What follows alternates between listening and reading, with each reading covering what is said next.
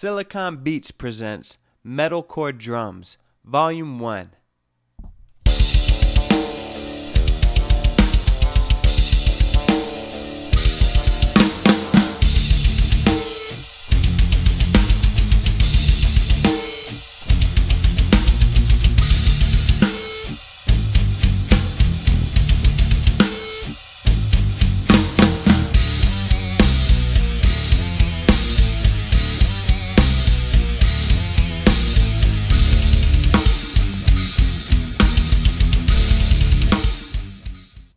So that was a little taste of the demo. Now when working with a drum loop, there may be a time when you want to manipulate the rhythm of that groove.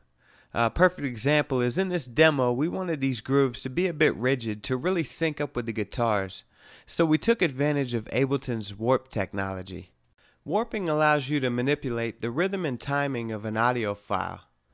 Let's take a look at this 2-bar intro as an example.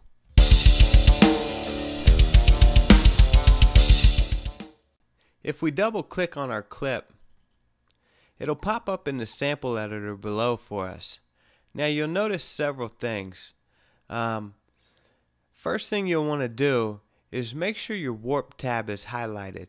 It needs to be yellow. If it's not, it won't be activated and you won't be able to warp your loop.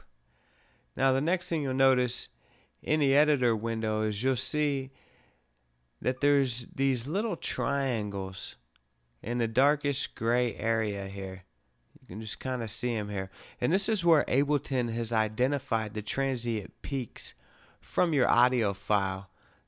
And these are just recommendations as to where you can place warp markers.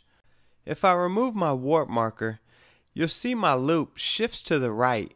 And that's it reverting back to its original self before I warped it to stiffen it up a bit. So you see right on the 1.3 is where I want the snare to hit, and it comes a little after that. So I can fix that just by applying a warp marker on the key transient, double clicking in this gray area, and I can slide it over. And that's just going to tighten it up a bit for me.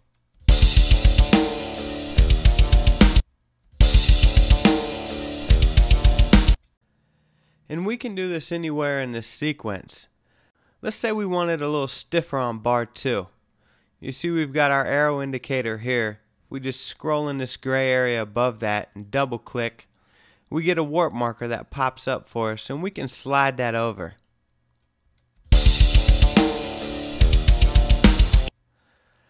Now one of the things I love about Metalcore is all of the variations that come with the sample pack.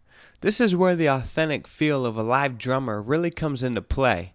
You're going to get a whole host of rides, fills, open and closed hi-hat rhythms, tom rolls, etc. so you can arrange your grooves just like a real drummer would.